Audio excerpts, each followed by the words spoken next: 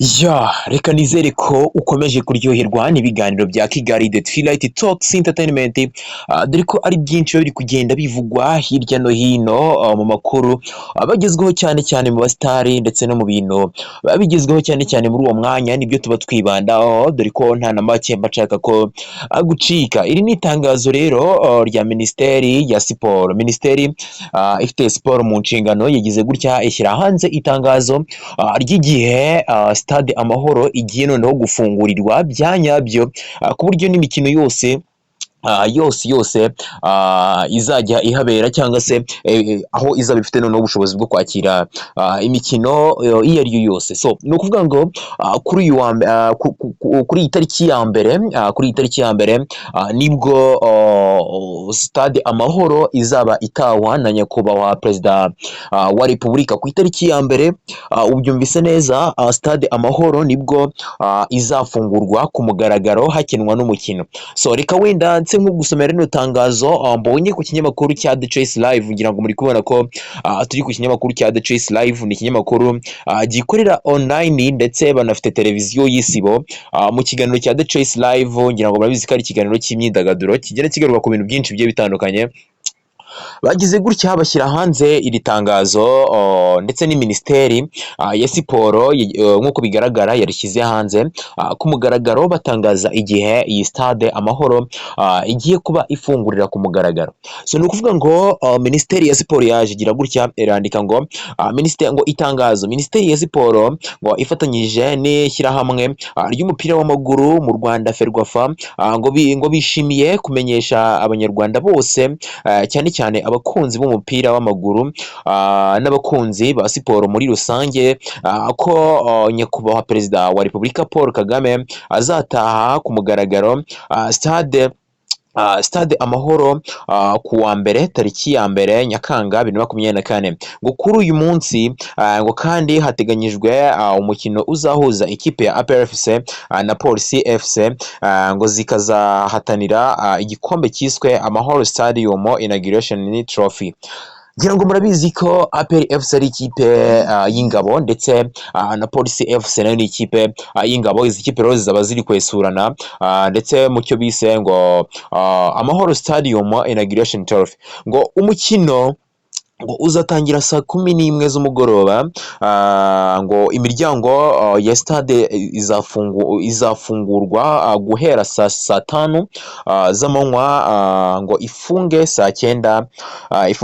Ngo amatike ngo ajyanye n'uyu mukino aratangira kujya ku isoko ngo uyu munsi. Ngo ibindi bijyanye n'uyu mukino muzakomeza kugenda mubimenyeshwa. Ngo ikaze kuri mwese. Iri ni itangazo rero ryashyizwe hanze na Minisiteri ya Siporo bagaragaza ko Stade Amahoro igiye guhita ifungurwa noneho, dore ko twari twarabitegereje igihe kirekire.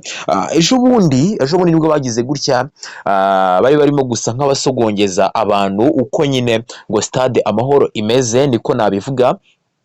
Ndetse habereyemo umukino wahuje ikipe ya APR FC ndetse na Rayon Sport, nubwo waje kurangira ari ubusa ku busa, ariko nyine nk'uko mwabibonye ntabwo byagiye bigenda neza.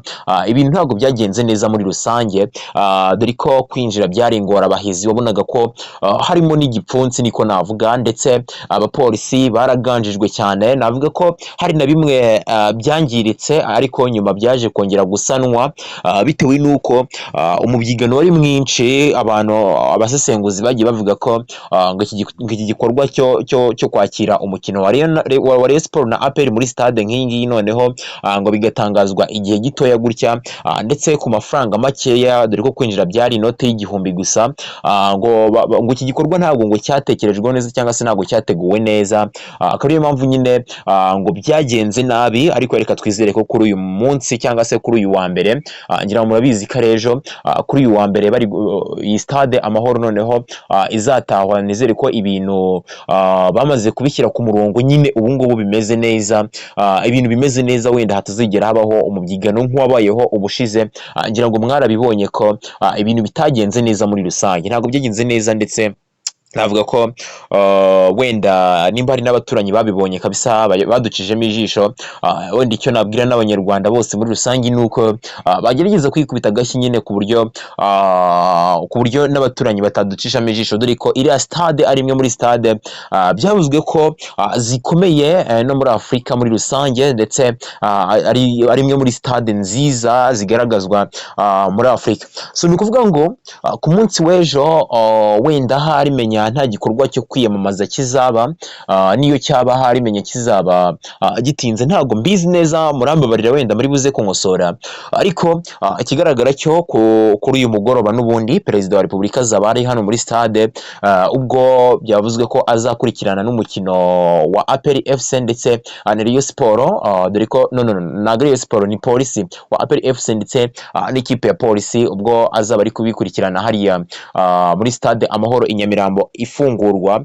Wenda hari sinzi uko gahunda yo kwiyamamaza bizagenda, nimba ihari koko, ariko nk'uko bigaragara kuri uyu wa mbere perezida wacu wa repubulika Paul Kagame azaba ari hano muri stade Amahoro, nicyo gihe nyine stade Amahoro izaba iri gufungurwa.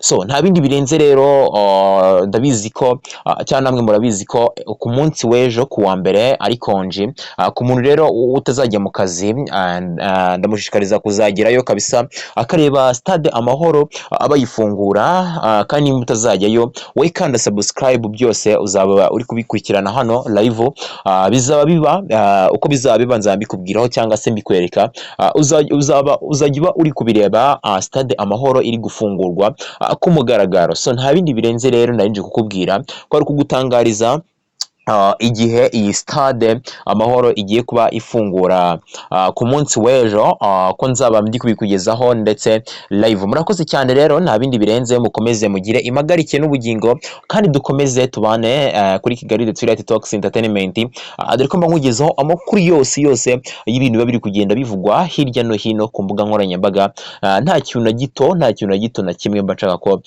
kigucika. Murakoze cyane rero, mukomeze mugubwe neza mu byo murimo, murakoze cyane.